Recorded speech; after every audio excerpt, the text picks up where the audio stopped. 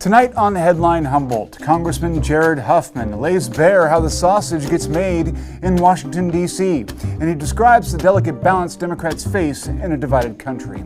Also, the Board of Supervisors voted this week to provide more oversight on the county Auditor-Controller's office after frustrations and complaints continue to mount.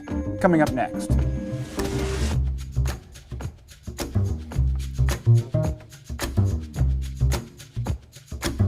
Live from the top of Humboldt Hill, this is Headline Humboldt. I'm James Falk. Thanks for joining us. We are closer to losing our democracy now than we've ever been. And what threatens us is not legions of troops across the Potomac preparing to attack or artillery raining down on the Capitol building. For all kinds of reasons, in my opinion, many Americans have simply forgotten how to value the democratic system they've inherited.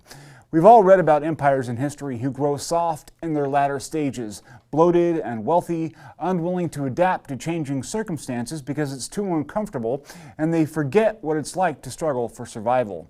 In that kind of security bubble, individuals often lose sight of the broader picture painted by our ancestors, a rule of science that also straddles politics. What goes up must come down. Despite all the examples littering the road to now, people forget that nothing about their lives and happiness, freedom and dignity can be taken for granted. Yet that's exactly what's happened. Americans have largely become convinced that the world exists for their exclusive benefit, and they succumb to the fear of losing what's theirs or not getting what they want in the first place. This attitude precludes the building of bridges, the raising of coalitions, and fosters an atmosphere of self-interest above all. At this moment, much of the country is afraid of the future, whether because of politics, dark money, corruption, lies, hatred, impetus, greed, or just plain rage. It's clear that our country is morally under siege, and people on either side see an increasingly distorted view of their political opponents. If we assume the worst, that's what we get. What, if anything, can be done? Is it too late to change? I sat down via Zoom with Congressman Jared Huffman today to ask about our teetering democracy. We started with infrastructure, and so the interview. Thanks for joining us again, Congressman Huffman. I appreciate your time. So I'm going to start with probably the question of the day. You're probably getting this with everyone you talk to, but over the past several months, you've been pretty adamant that the two infrastructure bills had to progress together in terms of your vote. But you did vote to support the hard infrastructure, the $1 trillion infrastructure package. My question is, what did you hear in that process that made you comfortable knowing that if you voted for the hard infrastructure package that you would eventually be able to pass the softer, larger bill? Well, it's an important question. And let me just say my strong preference, in a perfect world, would have been to have a bill for consideration in the House that had already passed the Senate. That was the case with the bipartisan Senate infrastructure bill. And it would have been great to also have the Build Back Better Act, further down the process so that these things could literally cross the finish line at the same time. It was just not going to happen. There was too much additional work necessary. And so what I settled for, most of my colleagues settled for, was a procedural vote to advance the Build Back Better Act out of the House on the rule. We did that unanimously. Mm-hmm. And that is a signal that at least all of my House colleagues are open to passing the bill. And then a very specific commitment from some holdout members of the Blue Dog Caucus that once they got some CBO materials in the next few days, that they will vote to advance the bill in its current form no later than next week. We also got a presidential assurance that he would not only back up that commitment, but he has told us numerous times now that he will use all of the tools at his disposal to deliver us that 50th vote in the Senate to get the bill passed. The Blue Dog Democrats, the more conservative Democrats, if they don't get a CBO figure that they like, does that mean if it's a little bit off, they're going to vote no? Or is there wiggle room there, do you think? Well, the language that we negotiated with them makes clear that this is not an open-ended off-ramp. If they see something they just don't like in the CBO materials, that's not good enough. It has to be something that's materially insignificant or materially different than what the White House and the Joint Committee on Taxation has already determined through their analysis of the bill. And we're confident that it won't be, that it'll be within those sideboards. One of the things that's been interesting to watch is trying to nail down Joe Manchin and all of this. Since the election in Virginia, he suddenly started to make a lot more noise about inflation. Do you think that jeopardizes his potential vote, or have you heard anything in the grapevine that would suggest that or otherwise? I try not to ride the Joe Manchin roller coaster every day because, between what he has for breakfast and what he says at his press gaggles, he can keep you guessing. And to some extent, I think he enjoys that process of keeping everybody guessing. He is obviously a very powerful man in this moment. So, look, we wouldn't be taking the steps that many of us took if we didn't have informed confidence that this is a bill that Joe Manchin can support. There have been a lot of conversations behind the scenes, a lot of shuttle diplomacy. Sure. Will he continue to say things day to day, week to week that will make us uncomfortable? Certainly. Will he possibly even use things like, inflation data or other, new developments to suggest we should pump the brakes and slow it down? Yeah, he's been doing that from the beginning. But I think the Senate is committed to moving this thing quickly to a vote, calling the question. And if and when we get to that point between the president and everyone else, I think we can get Joe Manchin's support. Yeah. One of the things that's come up recently are the SALT tax breaks. Some of the suggestion is that the people who would be receiving some of those tax breaks aren't exactly poor. Yeah. I mean, what are your thoughts on that? Does that jeopardize your support of the overall bill at all, or where do you fall? It doesn't jeopardize my support, but it is true that reinstating the full deductibility of state and local taxes on your federal income taxes tends to favor the wealthiest individuals. Now, in communities like the ones I represent, especially the more affluent areas in the southern end of my district, we have some people that pay an awful lot of state and local taxes. And of course, those are things that support services, paramedic services, school bonds, all kinds of things that we want to see happen. And the federal deductibility of those taxes has for many years been used as a selling point in local bond measures that have to go to the voters. So when that goes away, it just makes it a lot harder to adequately fund local and to some degree state services. That's why even though it does disproportionately benefit the wealthiest, it supports services that come back to benefit everyone in the communities I represent. So I do support reinstatement of that deduction. I would also support a cap on income, which kind of came and went in the process of the negotiations. That would have helped address the tax equity side. Yeah. Another question is that we've watched this slow and painful birthing process of this larger bill and the negotiations and things sort of being mentioned in the beginning that sort of fall by the wayside. Things that a lot of people think are really important, like paid family leave, that sort of what would be some consider transformative legislation. There are many who say that the Democrats compromise too much and that you end up losing the heart of the bill in the effort to get something passed. So I guess my question is, do you believe that at the end of the day, with all the changes that have been made, if the larger bill will still be transformative, or do you think that we've compromised too much at this point?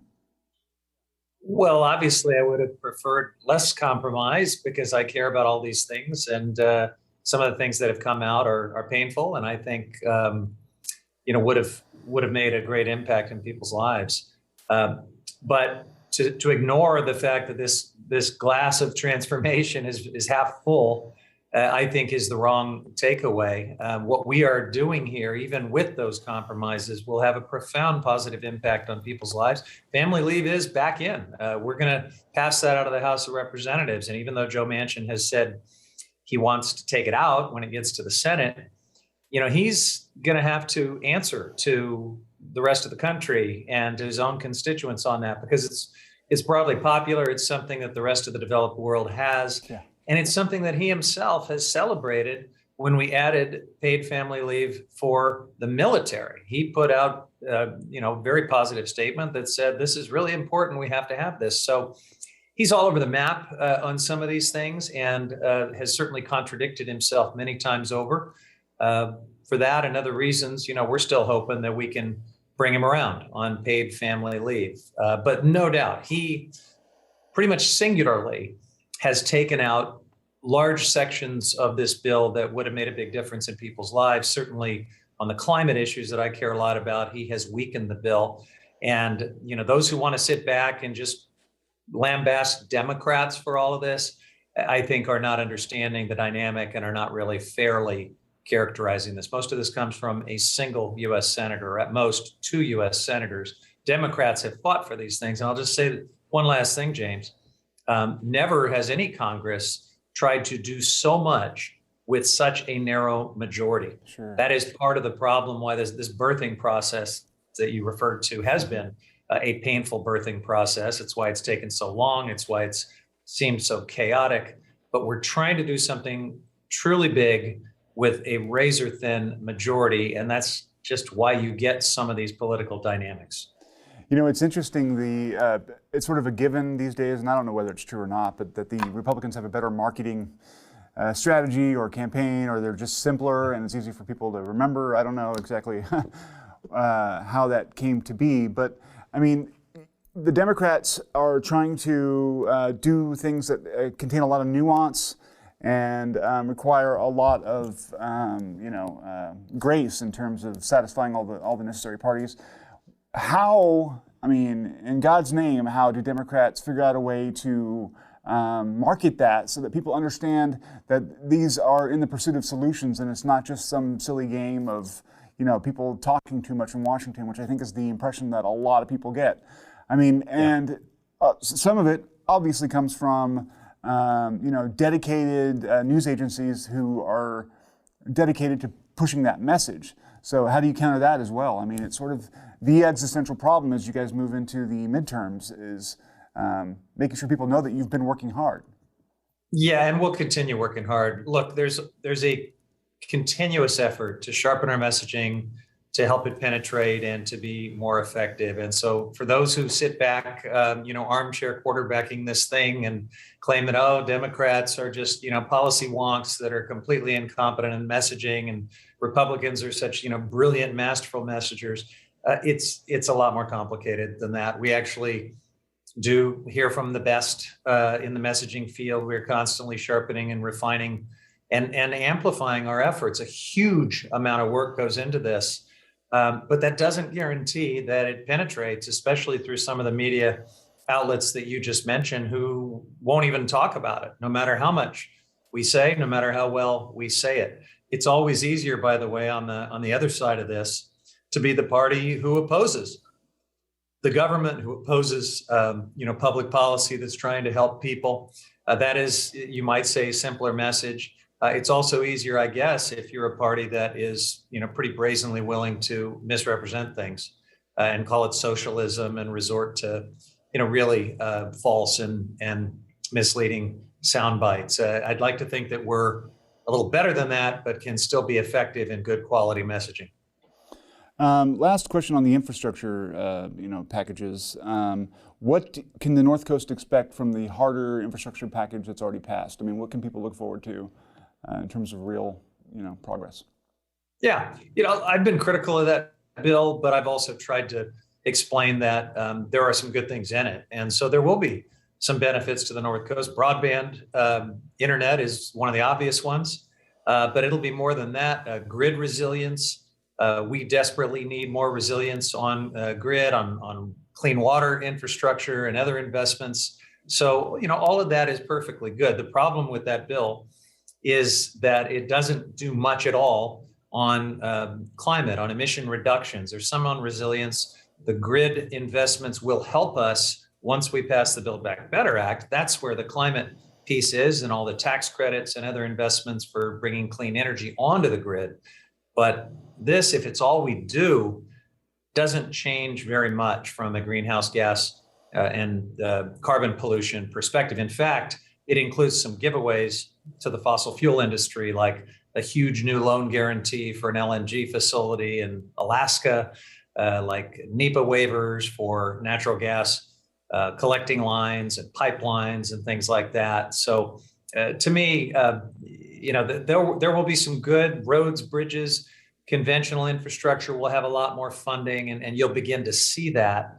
But we really need to pass this Build Back Better Act if we want to seize this moment on the clean energy and climate pieces that are so very important.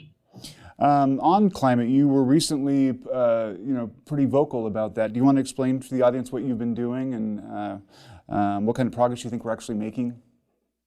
Yes, I just got back from COP26 in Glasgow, arrived home last night, and I was part of a congressional delegation that was there to reinforce and amplify the messages that the world heard from the president, from John Kerry, and really try to help assure the world community that is very skeptical about the United States, frankly, after the 4 lost years of the Trump administration, after some of the wild swings of the political pendulum. They're wondering, is the United States really in, and is this durable?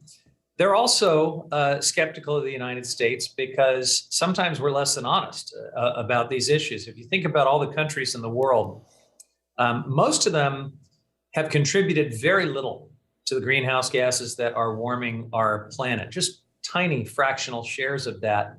And yet they are feeling the hardship and the terrible impacts of climate change already, some of them almost existentially.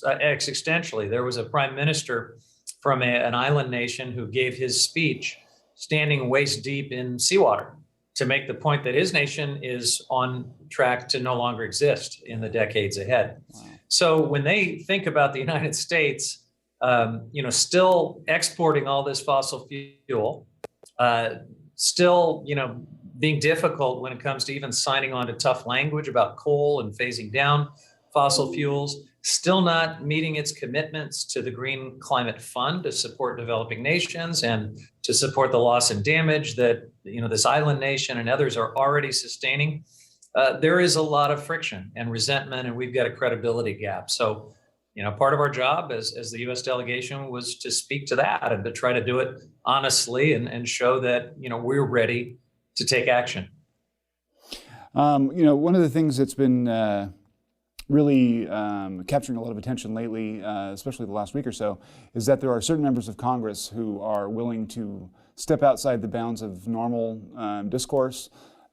Speaking specifically of Paul Gosar with the cartoon and depicting, the killing of Miss Cortez, Ocasio-Cortez. Do you believe, what should be done about Congress people like that? And Marjorie Taylor Greene, she's also been guilty of some things that are, how do we handle that? Yeah, it's so despicable. I was with AOC on this delegation, had a chance to talk with her quite a bit about the kind of violent threats that have unfortunately just become part of her daily life. She's a favorite target of people like Paul Gosar and the Fox News crowd. I don't know what about her triggers them so much. It's just the fact that she's a woman of color, that she's young, that she's smarter than all of them. Whatever it is, she just really triggers them. And it's totally out of bounds. So I've joined in the calls for an ethics investigation, had a chance to talk to some of my colleagues as well about, what can we do to reset the bounds of not just civility, but of criminality when it comes to some of these actions that are clearly threats to the personal safety of some of our Republican colleagues doing this to their own colleagues in Congress. Mm-hmm. That has to be a violation of some kind, and there have to be some rules that actually carry weight to serve as a punishment when that happens. And right now, there's just not much. Yeah. We have about 2.5 minutes left. I have 2 questions that I really wanted to get to you. First of all, Merrick Garland. The January 6th committee issued a subpoena. He kind of thumbed his nose at it, as Trump officials have been doing for years. It's been over 3 weeks now, I believe, and there has been no action on his part. You're an attorney. If you could, put a bug in Mr. Garland's ear, what argument would you make in this circumstance?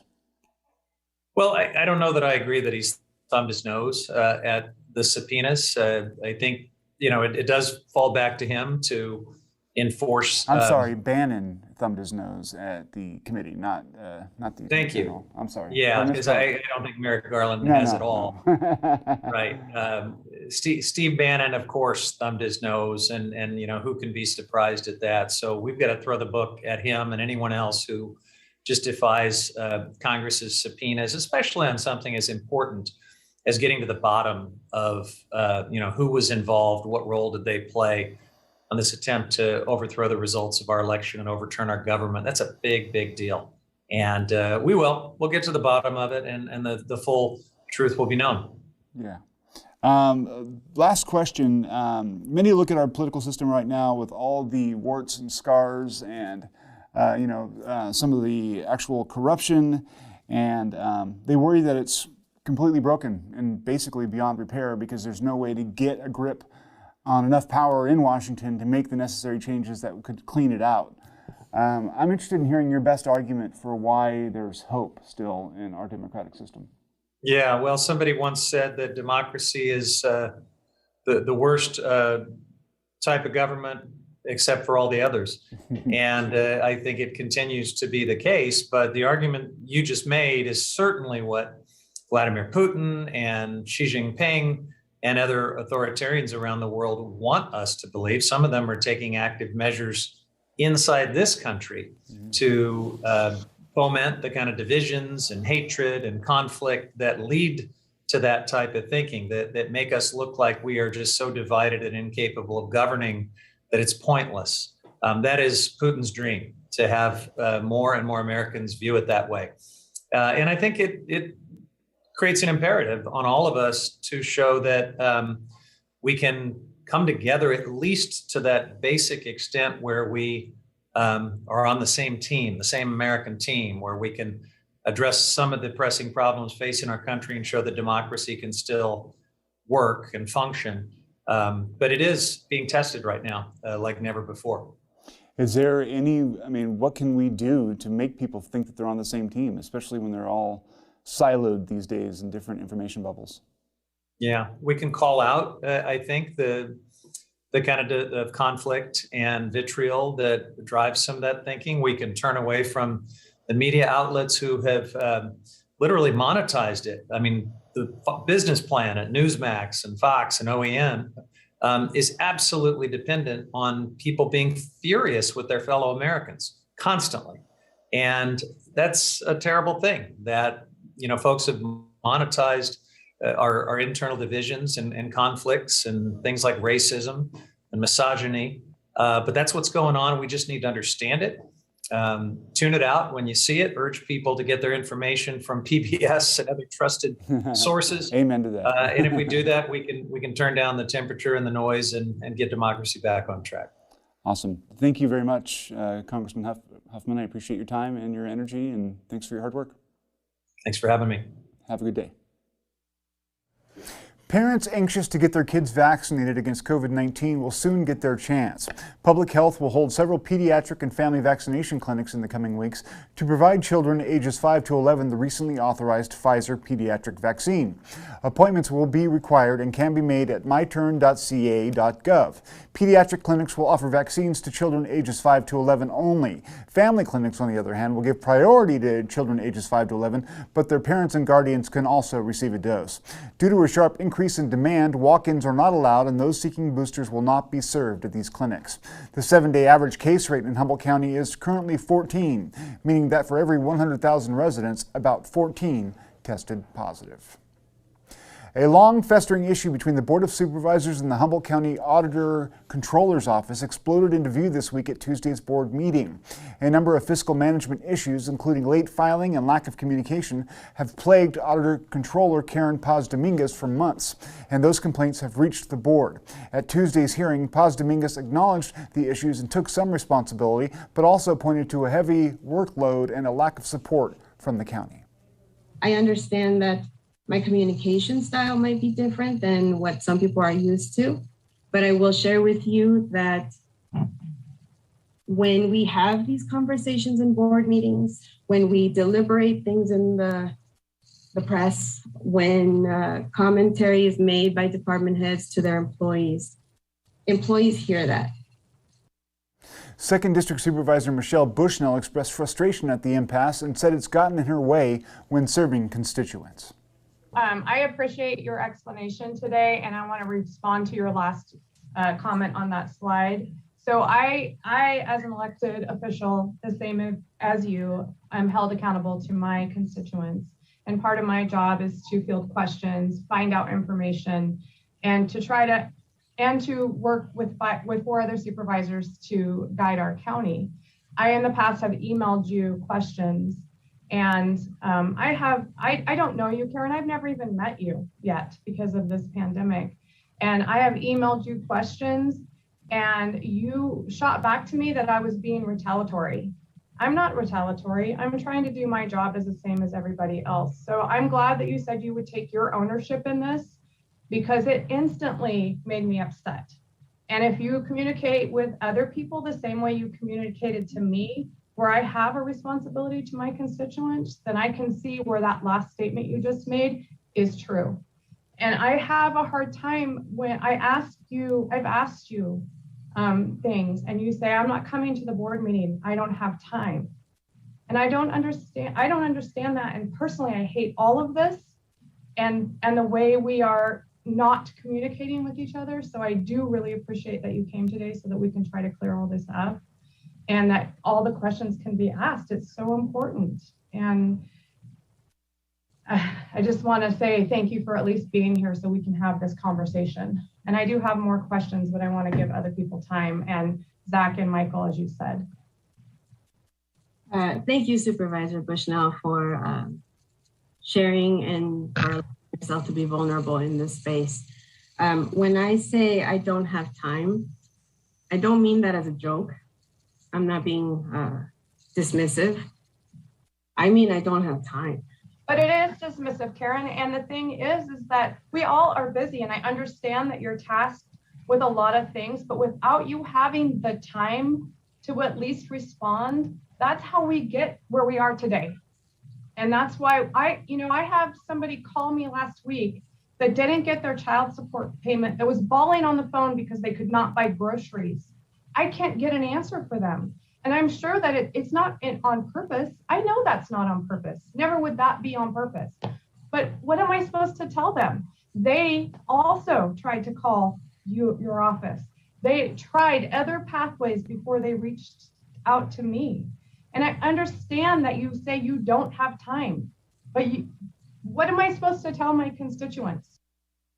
The hearing lasted for several hours. In the end, Bushnell moved to require more accountability from Paz Dominguez to the board. The motion passed unanimously. That's it for tonight. Thanks for joining us, and a belated thanks to all veterans who served in our country's armed forces. Your patriotic spirit gives me hope that we'll indeed overcome this troubled period. Stay tuned, stay informed.